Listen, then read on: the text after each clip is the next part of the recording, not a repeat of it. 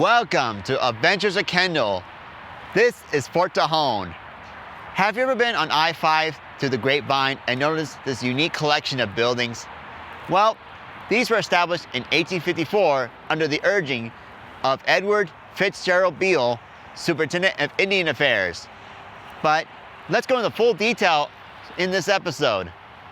Fort Tejon is located at the top of the Grapevine Pass in Grapevine Canyon on the Rancho Custake.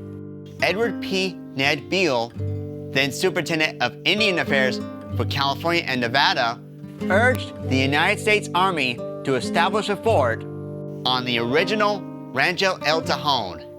It was garrisoned by the United States Army on October 10, 1845, in order to control Native Americans on the 75,000-acre Sebastian, aka Tejon, Indian Reservation, while also providing protection for the Indians on the reservation and area citizens from the warlike Paiute, Chemehuevi, and Mojave tribes.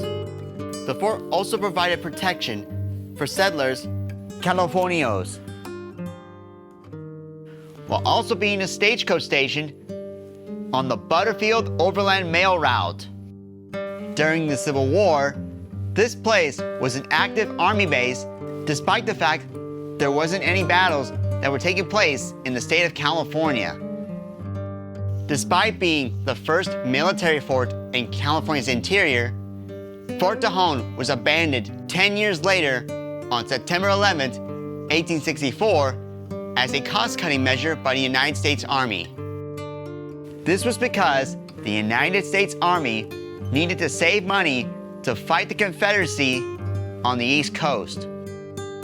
After the fort shut down, the land was then operated as the Tejon Ranch, utilizing the fort's old adobe buildings as stables, storehouses, and residences for the ranch workers. In 1940, the Tejon Ranch Company deeded 5 acres, including the old parade ground, foundations, and remnants of the original adobe buildings, to the state of California to be utilized as a state park. Restoration began on the adobe buildings in 1947. Today, the site is listed on the National Register of Historic Places and maintains several restored and recreated buildings of the original fort.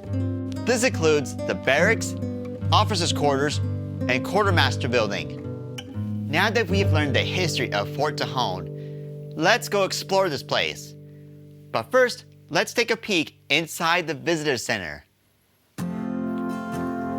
Inside this visitor center, people can learn the unique story about Fort Tejon. From the native tribes that lived in the area, to the interaction between the natives and the settlers, and the role the Army played here at Fort Tejon. There's so much to see here while learning the story of Fort Tejon. This includes the story of Peter Lebec, the first recorded pioneer of Kern County.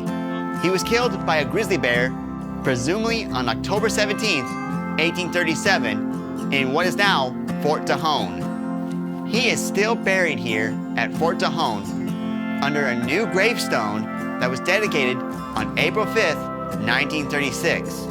It's through him that the community of Lebec got its name.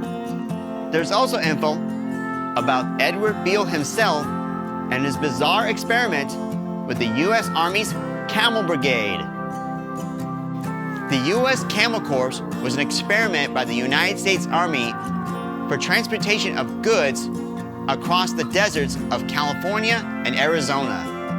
Eventually, the United States government gave up on the Camel Corps, and later, in the 1870s, the transport of freight through the California and Arizona deserts would be taken by the railroads.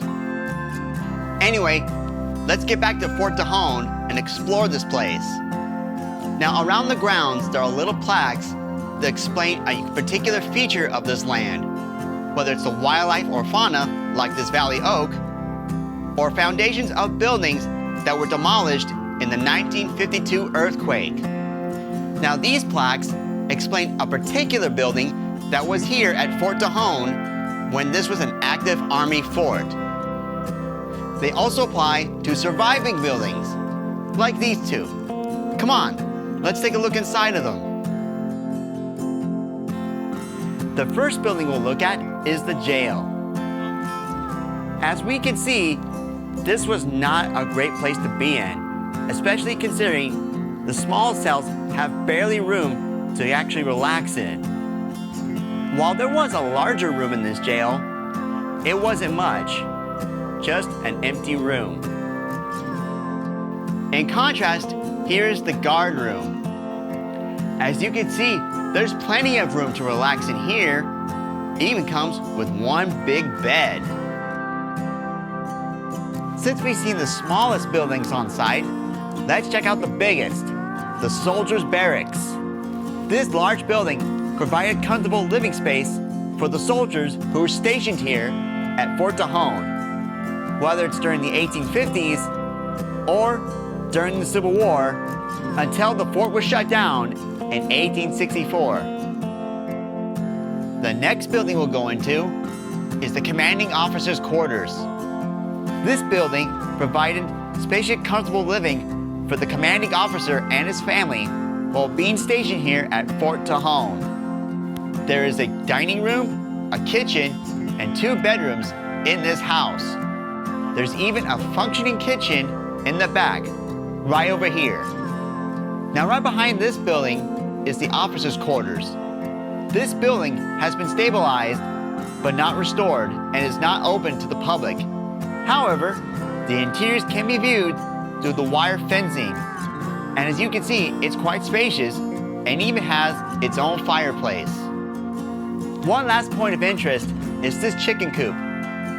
This is worth pointing out because the soldiers would have eaten chickens like these as part of their meal while being stationed here.